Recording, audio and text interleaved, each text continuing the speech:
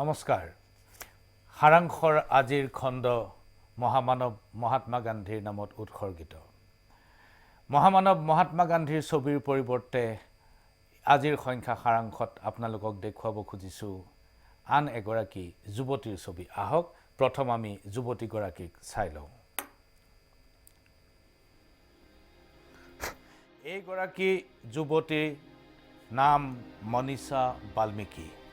মনীষা বাল্মীকিৰ যোৱা 29 ছেপ্টেম্বৰত মৃত্যু হৈছে আৰু অভিযোগ কৰা হৈছে যে তেওঁক বলাৎকাৰ কৰা হৈছিল আৰু 15 দিন মৃত্যুৰ সৈতে যুঁজি শেষত তেওঁ মৃত্যুক সাৱটি ল'লে এতিয়া আহো আমি চাওঁ দ্বিতীয় এখন ছবি যিখন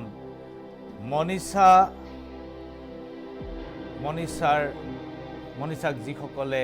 ধৰ্ষণ কৰিছিল বলাৎকাৰ কৰিছিল তেওঁলোকৰ ছবি তেওঁলোকৰ নাম সন্দীপ 20 বছৰ লৱকুশ 23 বছৰ ৰামু 26 বছৰ ৰবি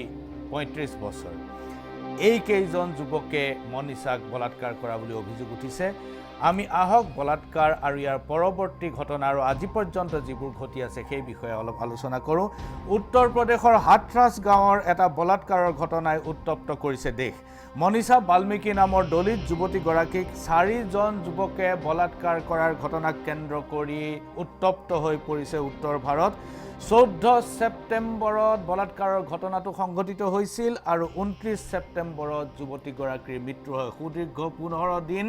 জীৱন আৰু মৃত্যুৰ যুঁজ চলাই অৱশেষত মনীষা বাল্মীকিয়ে মৃত্যুক সাৱটি ল'ব লগা হ'ল উত্তৰ প্ৰদেশ আৰক্ষীৰ ভূমিকা অত্যন্ত ৰহস্যজনক উত্তৰ প্ৰদেশ আৰক্ষী আৰু যোগী আদিত্যনাথৰ চৰকাৰে এই ঘটনাটো আৰম্ভণিৰ পৰাই লুকুৱাবলৈ চেষ্টা কৰিছিল মুমূৰ্ষ অৱস্থাত মনীষাই বলাৎকাৰীৰ নাম ব্যক্ত কৰিছে আৰক্ষী আৰু কেমেৰাৰ সন্মুখত মন কৰিব আৰক্ষীক ষ্টেটমেণ্ট দিছে আৰু কেমেৰাৰ সন্মুখত ব্যক্ত কৰিছে আৰু লগতে বলাৎকাৰীৰ নাম মনীষা বাল্মীকিয়ে কৈ গৈছে বৃহস্পতিবাৰে আপোনালোকে সকলোৱে দেখিছে টেলিভিছনৰ পৰ্দাত ৰাহুল গান্ধী আৰু প্ৰিয়ংকা গান্ধী হাথৰাছলৈ যাবলৈ ওলাওঁতে নয়ডাত তেওঁলোকক বন্দী কৰা হয় আৰু তাতে আৰক্ষীয়ে ৰাহুল গান্ধীক অপদস্থ কৰে আজি শুকুৰবাৰে তৃণমূল কংগ্ৰেছৰ ডেৰেক অ'ব্ৰাইনকো আৰক্ষীয়ে অপদস্থ কৰিছে আৰু হাথৰাছ গাঁওখন এই মুহূৰ্তত প্ৰায় 600 আৰক্ষীয়ে ঘেৰাও কৰি ধৰিছে কোনো সাংবাদিকক এই গাঁওখনত প্ৰৱেশ কৰিবলৈ দিয়া হোৱা নাই গাঁওবাসীৰ সমগ্ৰ গোটেই গাঁওবাসীৰ সকলো মোবাইল ফোন তেওঁলোকে জব্দ কৰিছে আৰু আটাইতকৈ ডাঙৰ কথাটো হৈছে যে মনীষা বাল্মীকিৰ ওপৰত যি অত্যাচাৰ চলিছিল এই অত্যাচাৰত মনীষা বাল্মীকিৰ ডিঙিৰ ওচৰৰ ডিঙিত সংলগ্ন ৰাজহাড়ৰ অংশটো ভাগি গৈছে আৰু দুৰ্বৃত্তই মনীষাৰ জিভা কামুৰি ছিঙি দিছিল বুলি অভিযোগ উঠিছে এতিয়া আহক ঘটনাটোলৈ আমি যাওঁ সেইদিনাখন 14 ছেপ্টেম্বৰৰ দিনা কি ঘটিছিল আমি আপোনালোকে গ্ৰাফিক্সত দেখি থাকিব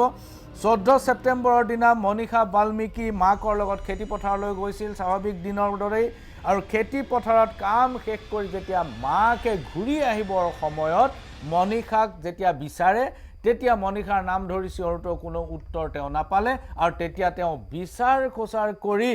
তেওঁ য'ত খেতি পথাৰত কাম কৰি আছিল তাৰ পৰা প্ৰায় 200 মিটাৰমান দূৰত তেজেৰে লুতুৰি পুতুৰি হৈ থকা মনীষাক তেওঁ দেখা পায় আৰু লগে লগে হুলস্থুল কৰে আপোনালোকে জানে যে খেতি পথাৰ উত্তৰ প্ৰদেশৰ খেতি পথাৰ বৰ বৃহৎ খেতি পথাৰ আৰু তাত ওখ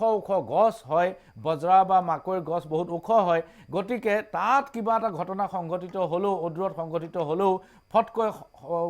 গম পোৱাটো খুব এটা স্বাভাৱিক নহয় মনীষাক অৱশেষত তেনে অৱস্থাত গাঁৱৰ ৰাইজে উদ্ধাৰ কৰিলে কিন্তু 14 ছেপ্টেম্বৰতে ঘটনাটো ঘটিল 19 ছেপ্টেম্বৰ পৰ্যন্ত FIR অৰ্থাৎ এজাহাৰ পৰ্যন্ত দাখিল কৰা হোৱা নাছিল এজাহাৰ পৰ্যন্ত পুলিচে ল'বলৈ অস্বীকাৰ কৰিছিল 19 ছেপ্টেম্বৰ পৰ্যন্ত মনীষাৰ স্বাস্থ্য পৰীক্ষা কৰা হোৱা নাছিল আমাৰ হাতত থকা তথ্য অনুসৰি 19 ছেপ্টেম্বৰ পৰ্যন্ত মনীষাৰ কোনো স্বাস্থ্য পৰীক্ষা কৰা হোৱা নাছিল অৰ্থাৎ ঘটনাৰ বলাৎকাৰ যদি সংঘটিত হৈছিল সেই ঘটনাৰ 5 দিন পিছতো তেওঁৰ স্বাস্থ্য পৰীক্ষা কৰা হোৱা নাছিল মনীষাক চিকিৎসালয়ত ভৰ্তি কৰিছিল পৰিয়ালৰ লোকে আৰু প্ৰথম দিনটোৰ প্ৰায় তেওঁ ICU ইন্টেনসিভ কেয়াৰ ইউনিটত থাকিব লগা হৈছিল আৰু ভেন্টিলেশনতে সৰবাক সময় কটাব লগা হৈছিল কিন্তু চিকিৎসালয়ত থকা অৱস্থাত আলিগড়ত যেতিয়া মনীষা চিকিৎসাধীন হৈ আছিল সেই সময়তো কিন্তু মনীষাক কাকো চাবলৈ দিয়া হোৱা নাছিল। এতিয়া মনীষাৰ ঘৰলৈ গৈ মনীষাৰ ঘৰৰ মানুহৰ লগত কথা পাতি ঘূৰি অহা এজন সক্ৰিয় ৰাজহুৱা দলিত নেতাই কি কয় আমি অকমান শুনি লওঁ আহক। তেখেতৰ এটা সৰু ইণ্টাৰভিউ ক্লিপিং আমি চাই লওঁ।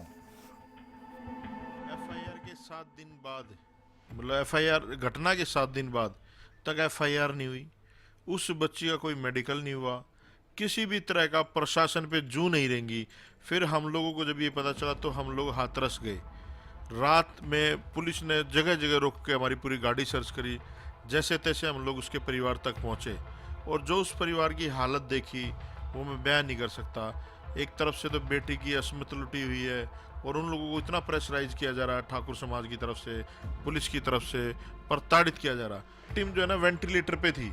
अलीगढ़ में आईसीयू में थी और वहाँ पर भी पुलिस बैठी हुई थी, किसी को मिलने नहीं दे रहे थे वो। जबकि उस लड़की ने बयान भी दिया है, एक वहाँ पर यूट्यूब चैनल है उसने चलाया भी है, वो उस लड़की का बयान भी चलाया है। सारी घटना उस लड़की ने बताया। पहले भी इन लोगों ने रेप का प्रयास किया था। एफआईआर के 7 दिन बाद সেয়া আছিল সন্দীপ বাল্মীকি উত্তৰ প্ৰদেশৰ এগৰাকী সক্ৰিয় দলিত ৰাজহুৱা কৰ্মী। তেখেতে কৈছে যে আলিগড়ত ভেণ্টিলেশ্যনত থকা অৱস্থাত মনীষা বাল্মীকিক কাকো সাক্ষাৎ কৰিবলৈ দিয়া হোৱা নাছিল আৰু ঠাকুৰ সম্প্ৰদায়ৰ গাঁওবাসীৰ গাঁৱৰ নেতাসকলে উক্ত পৰিয়ালটোৰ ওপৰত প্ৰচণ্ড হেঁচাৰ সৃষ্টি কৰিছিল যে বিষয়টো আপোচলৈ আহিব লাগে, এইটো বলাৎকাৰ বুলি ক'ব নালাগে। এফআইআৰ পৰ্যন্ত তেওঁলোকক এজাহাৰ পৰ্যন্ত দিবলৈ দিয়া হোৱা নাছিল। কিন্তু আলিগড়ত থকা অৱস্থাত যুৱতীগৰাকীয়ে ব্যক্ত কৰিছে, তেখেতে ষ্টেটমেণ্ট দিছে আৰু বলাৎকাৰীৰ নাম কৈ গৈছে আৰু এটা ইউটিউব চেনেলে গোটেইখিনি কথা ৰেকৰ্ড কৰি ইউটিউবত প্ৰচাৰ কৰি দিয়াৰ পিছত এই ঘটনাবিলাক পোহৰলৈ আহিছে। এতিয়াও কিন্তু উত্তৰ প্ৰদেশ চৰকাৰে, উত্তৰ প্ৰদেশ পুলিচে এই ঘটনাটো বলাৎকাৰৰ ঘটনা নহয় বুলি বাৰম্বাৰ ক'বলৈ চেষ্টা কৰিছে। আপোনালোকে গ্ৰাফিক্সলৈ চাই থাকিব যে উত্তৰ প্ৰদেশ আৰক্ষীয়ে প্ৰথম দিনাৰ পৰাই কিন্তু বলাৎকাৰৰ ঘটনা অস্বীকাৰ কৰি আহিছে। ইয়াৰ কাৰণ হ'ল যে বলাৎকাৰীৰ যিটো দল সেইটো উচ্চ বৰ্ণৰ ঠাকুৰ সম্প্ৰদায়ৰ। যোগী আদিত্যনাথ নিজে ঠাকুৰ সম্প্ৰদায়ৰ মানুহ। হাথৰাজ গাঁওখন যিখন জিলাত অৱস্থিত সেই জিলাৰ কমিশ্যনাৰজনো, জিলাৰ কমিশ্যনাৰ পুলিচ যিজন আৰক্ষী আয়ুক্ত তেওঁ ঠাকুৰ সম্প্ৰদায়ৰ। ইত্যাদি ইত্যাদি কাৰণত এওঁলোকে ঠাকুৰ সম্প্ৰদায়ৰ বলাৎকাৰী দলটোক নিৰাপত্তা দি আহিছে, সুৰক্ষা দি আহিছে বুলি অভিযোগ উঠিছে। হাথৰাজ গাঁৱৰ 1500 পৰিয়াল ঠাকুৰ সম্প্ৰদায়ৰ, ইয়াৰ মাত্ৰ 10 ঘৰ দলিত। গতিকে ভোটৰ অংকৰ ফালৰ পৰাও স্থানীয় নেতৃত্বৰ বাবে 1500 সংখ্যাটো যথেষ্ট বেছি। গতিকে ঠাকুৰ সকলে সুৰক্ষা পোৱাটো অত্যন্ত স্বাভাৱিক ৰাজনীতিত। মনীষাৰ পৰিয়ালৰ ওপৰত অজস্ৰ হেঁচা দিছে আৰু গোচৰটো আপোচ কৰিব লাগে বুলি তেওঁলোকৰ ওপৰত হেঁচা দিয়া হৈছে। স্থানীয় বিজেপি বিধায়ক যিজনো আকৌ ঠাকুৰ সম্প্ৰদায়ৰ, মন কৰিব মুখ্যমন্ত্ৰী ঠাকুৰ, কমিশ্যনাৰ পুলিচ ঠাকুৰ আৰু স্থানীয় বিধায়ক ঠাকুৰ, একমাত্ৰ সাংসদজন কেৱল দলিত সম্প্ৰদায়ৰ। তেওঁলোকে এই ঠাকুৰ সম্প্ৰদায়ৰ বিধায়কজনে 4জন বলাৎকাৰীক কিছুদিন লুকুৱাই ৰাখিছিল বুলিও অভিযোগ উঠিছে। দিল্লীত ভেণ্টিলেটৰত 7 দিন থাকি তেওঁক দিল্লীলৈ শ্বিফ্ট কৰা হৈছিল। ঘটনা আলিগড়ৰ পৰা তেওঁক যেতিয়া মুমূৰ্ষ অৱস্থা হ'ল তেতিয়া তেওঁক দিল্লীলৈ লৈ যোৱা হ'ল আৰু দিল্লীত 7 দিন তেওঁ ভেণ্টিলেটৰত থাকি 29 ছেপ্টেম্বৰৰ দিনা মনীষা বাল্মীকিৰ মৃত্যু হৈছিল। উত্তৰ প্ৰদেশ আৰক্ষীয়ে কিন্তু 29 ছেপ্টেম্বৰৰ দিনা হস্পিটেলৰ পৰা মৃতদেহ চমজি ল'লে, কিন্তু পৰিয়ালৰ হাতত মৃতদেহ গতাই নিদিলে। 1 নম্বৰ যে পৰিয়ালৰ হাতত মৃতদেহ গতাই দিয়া নহ'ল। 7 দিন ধৰি দিল্লীত ভেণ্টিলেটৰত থকা অৱস্থাত, আলিগড়ত তেওঁ ভেণ্টিলেটৰত থকা অৱস্থাত কোনো এজন বিধায়ক বা সাংসদে মনীষা বাল্মীকিৰ এটা খবৰো নকৰিলে। এইটো এটা অত্যন্ত গুৰুত্বপূৰ্ণ তথ্য যে পুলিচে কিন্তু মৃতদেহ মনীষা বাল্মীকিৰ পৰিয়ালক চমজাই নিদিলে। মনীষাৰ মৃতদেহৰ মৰণোত্তৰ পৰীক্ষা হ'ল নে নহ'ল, অথবা ধৰ্ষণ বা বলাৎকাৰ নিশ্চিত কৰাৰ বাবে যি স্বাস্থ্য পৰীক্ষাৰ প্ৰয়োজন সেইটো কৰা হ'ল নে নহ'ল, সেই কথাও সকলোৰে অজ্ঞাত। অৰ্থাৎ মনীষাৰ ওপৰত যি অত্যাচাৰ হৈছিল সেই ঘটনা বলাৎকাৰ হয়নে নহয় এই কথাটো জানিবৰ বাবে স্বাস্থ্য পৰীক্ষাৰ প্ৰয়োজন আছিল। সেই কামটো কৰা হৈছিল নেকি আৰু যদি হৈছিল সেইটো কেতিয়া হৈছিল, সেইটো এটা অত্যন্ত গুৰুত্বপূৰ্ণ প্ৰশ্ন। কাৰণ সময় বাঢ়ি গ'লে হয়তো তথ্য নাইকিয়াও হৈ যাব পাৰে। 29 ছেপ্টেম্বৰৰ দিনা মনীষাৰ মৃতদেহ পুলিচে চমজি ল'লে আৰু পুৱতি নিশা 3 বজাত সকলোৰে অজ্ঞাতে কঠোৰ পুলিচ নিৰাপত্তাৰ মাজত মনীষা বাল্মীকিৰ মৃতদেহ জ্বলাই দিয়া হ'ল মনীষা বাল্মীকিৰ সৎকাৰ যি সন্মান সহকাৰে সৎকাৰ হ'ব লাগিছিল সেই সৎকাৰ নহ'ল তেওঁ আক্ৰমণ কৰা হ'ল তেওঁক বলাৎকাৰ কৰা হ'ল তেওঁৰ মৃতদেহ জ্বলাই দিয়া হ'ল পৰিয়ালৰ অজ্ঞাতে সকলোৰে অজ্ঞাতে কঠোৰ নিৰাপত্তাৰ মাজত এটা সৰু ক্লিপিং চাই লওঁ মনীষা বাল্মীকিৰ মৃতদেহ জ্বলাই দিয়াৰ সময়ত এটা কি পৰিস্থিতিৰ সৃষ্টি হৈছিল এজন সাংবাদিক কি পৰিস্থিতিৰ সন্মুখীন হৈছিল এই কথা এবাৰ আমি সৰু এটা ক্লিপিঙত চাই লওঁ আহক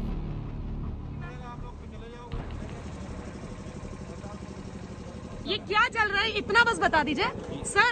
बस इतना सा मुझे बता दीजिए मैं क्राइम ब्रांच में हूँ कुछ और चल रहा है मुझे आई डोंट नो नहीं अभी मैं बाहर से हूँ नहीं अभी आपने मुझे बोला कि नहीं बॉडी नहीं है क्या है सर बॉडी है कि नहीं है मेरी ड्यूटी यहाँ पर है आप लोगों को इस बताने के लिए कि आप लोग आगे ना बढ़े बस मैं यहाँ आगे पर नहीं बढ़ रही हूँ आप मुझे बता दीजिए क्या चल आप रहा इस बारे में डीएम साहब से पूछना क्या आई चल रहा है, है सर? डीएम साहब से आपकी बात हुई सर, ये है क्या चल रहा है? डीएम साहब से बात हुई है सर, आपकी जल क्या रहा है? डीएम साहब से बात हुई है अरे क्या चल रहा है सर मेरी ड्यूटी लगाई सर, गई है बॉडी मेरी क्या गाँव जला में दी है? ड्यूटी लगाई गई फैमिली है में से कोई नहीं लॉ है। एंड ऑर्डर खराब सर, ना हो यहाँ पर फैमिली में बस से यहाँ पे कोई नहीं मैं है, सर। रिक्वेस्ट कर रहा हूँ आप सुन लें मेरी बात एक बार नहीं सर मेरी ड्यूटी यहाँ लॉ एंड ऑर्डर के लिए है आपके सवालों को जवाब देंगे नहीं है अथॉरिटी है यहाँ पे बोलने का? मेरी ड्यूटी यहाँ ये पे नहीं जवाब आप दूंगा हैं? आपके सवालों सर को आप बता सकते हैं आप बता सकते हैं कोई बता सकता है ये क्या चल रहा है हाँ वो तो सर सब रिकॉर्ड हो रहा है आप बिल्कुल टेंशन मत लें उस बात की हाँ वो हम कर ही रहे हैं सर सर मुझको बस ये बता दीजिए ये क्या अंदर है नहीं जल रही है बॉडी अरे तो I told you right? या 1 सेकंड हटिए एक सेकंड हटिए 1 मिनट अब कर लिया ना आप लोगों ने जो करना है हटिए एक बार मैम मैं अंदर नहीं आगे जा रही हूँ चिंता ही मत करो आप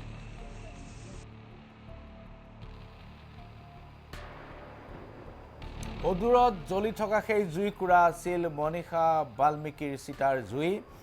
কাকোত সেই অঞ্চলত প্ৰৱেশ কৰিবলৈ দিয়া হোৱা নাছিল এগৰাকী সাংবাদিকে মৰখাহ কৰি পুৱা 3 বজাত এই আন্ধাৰৰ মাজত আৰক্ষীৰ লগত বাক বিতণ্ডাত লিপ্ত হৈছে আৰক্ষীক সুধিছে যে বডি আৰক্ষীয়ে কৈছে যে তাত কোনো বডি নাই তেনেহলে কি জ্বলি আছে এই কথা আৰক্ষীয়ে ক'বলৈ অস্বীকাৰ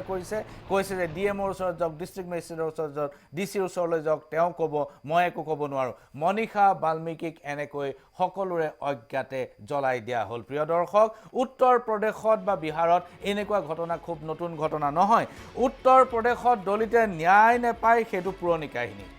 কিন্তু যোগী আদিত্যনাথ চৰকাৰৰ বিৰুদ্ধে অভিযোগ গুৰুতৰ বহুতো বলাৎকাৰৰ ঘটনা ঘটিছে চৰকাৰে সদায় অপৰাধীক সুৰক্ষা দি আহিছে মনীষাৰ বলাৎকাৰৰ ক্ষেত্ৰত এজাহাৰ দাখিল কৰিবলৈ দিয়া হোৱা নাছিল মনীষাৰ স্বাস্থ্য পৰীক্ষা কৰোৱা হোৱা নাছিল মনীষাৰ পৰিয়ালক উচ্চ বৰ্ণৰ ঠাকুৰ সম্প্ৰদায়ৰ লোকে বাৰম্বাৰ ভীতি প্ৰদৰ্শন কৰিছিল ইয়াৰ পূৰ্বে আপোনালোকৰ সকলোৰে মনত থাকিব উন্নাও বলাৎকাৰৰ ঘটনা আপোনালোকৰ সকলোৰে মনত আছে উন্নাও বলাৎকাৰত আদিত্যনাথৰ অলিখিত নীতিৰ প্ৰতিফলন ঘটিছিল অলিখিত নীতিটো কি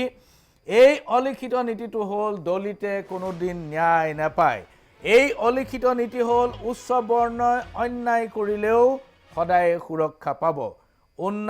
উন্নাও বলাৎকাৰ কাণ্ডৰ বলি হোৱা পৰিয়ালটোৰ ওপৰত অত্যাচাৰৰ সীমা নাছিল সেই কথা আপোনালোকৰ মনতেই পৰিব 2017 চনত কুলদীপ চেংগাৰ নামৰ বিধায়কজনে বিজেপিৰ বিধায়ক আছিল তেওঁৰ 17 বছৰীয়া এগৰাকী যুৱতীক বাৰম্বাৰ ধৰ্ষণ কৰিছিল আৰু যুৱতীৰ দেউতাকে যেতিয়া বলাৎকাৰৰ গোচৰ ৰুজু কৰিলে এটা ভুৱা গোচৰত যুৱতীগৰাকী দেউতাকক গ্ৰেপ্তাৰ কৰা হ'ল আৰু এই গোচৰত লকআপত থাকোঁতে মানুহজনক পিটি হত্যা কৰা হ'ল তেওঁক মাৰি পেলোৱা হ'ল ইয়াৰ পিছতো উন্নাও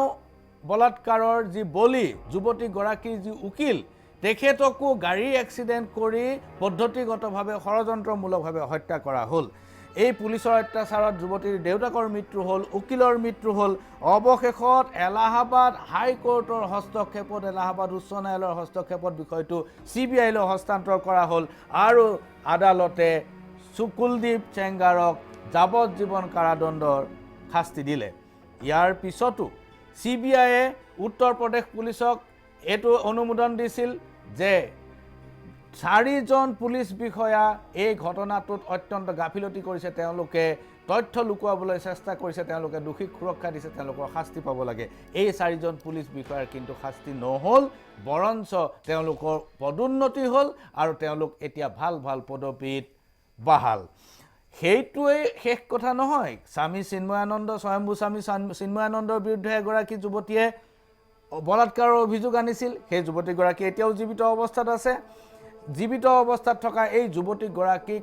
স্বামী চিন্ময়ানন্দৰ বিৰুদ্ধে বলাৎকাৰৰ অভিযোগ অনাৰ বাবে কৰা অত্যাচাৰৰ সীমা নাছিল যুৱতীগৰাকী পলাই বহুদিন থাকিব লগা হৈছিল পুলিচ প্ৰশাসন আৰু চিন্ময়ানন্দৰ মানুহে তেখেতৰ ওপৰত নমাই আনিছিল ভয়ংকৰ অত্যাচাৰ এয়া যোগী আদিত্যনাথ চৰকাৰৰ দিনত হোৱা বলাৎকাৰৰ কাহিনী বলাৎকাৰত যোগী আদিত্যনাথে প্ৰথম দুমাহতে ৰেকৰ্ড কৰিছে যেতিয়া 2017 চনত তেওঁৰ প্ৰথম যেতিয়া মুখ্যমন্ত্ৰী হয় তাৰ প্ৰথম দুমাহতেই উত্তৰ প্ৰদেশত 803টা বলাৎকাৰৰ ঘটনা ঘটিছিল আৰু পুলিচে সদায় লুকুৱাবলৈ চেষ্টা কৰি আহিছিল মনীষা বাল্মীকিৰ ক্ষেত্ৰত স্থানীয় উপায়ুক্তজনে কি কৈছে পৰিয়ালটোক আপোনালোকে শুনক এটা সৰু ক্লিপিং आप अपनी विश्वसनीयता खत्म मत करिए तो मीडिया वाले मैं आपको बता दूं आज अभी आधे चले गए कल सुबह तक आधे और निकल जाएंगे 2-4 बजेंगे कल रात और हम ही आपके साथ खड़े हैं এইজন স্থানীয় উপায়ুক্ত যি পৰিয়ালটোৰ ওচৰত গৈ পেলাই ধমকি দিছে প্ৰকাৰান্তে ধমকি দিছে যে এই মিডিয়াৰ মানুহবোৰক কথা তহঁতি নকবি তোমালোকে নকবা এইবোৰ আজি আহিছে এই মুহূৰ্তত কাইলৈ গুচি যাব কিন্তু আমি সদায় থাকিম গতিকে প্ৰকাৰান্তৰে তেওঁ কৈ দিছে যে তোমালোকতো ইয়াত সদায় থাকিবা মিডিয়াক কিবা ক'লে তোমালোকক চাই ল'ম সেয়াই আছিল মনীষা বাল্মীকিৰ জীৱন আৰু মৃত্যুৰ কৰুণ কাহিনী মহামানৱ মহাত্মা গান্ধীৰ জন্মদিৱসত সাৰাংশত এই বিষয়টো গ্ৰহণ কৰিবলৈ পাই মই অত্যন্ত দুঃখিত নমস্কাৰ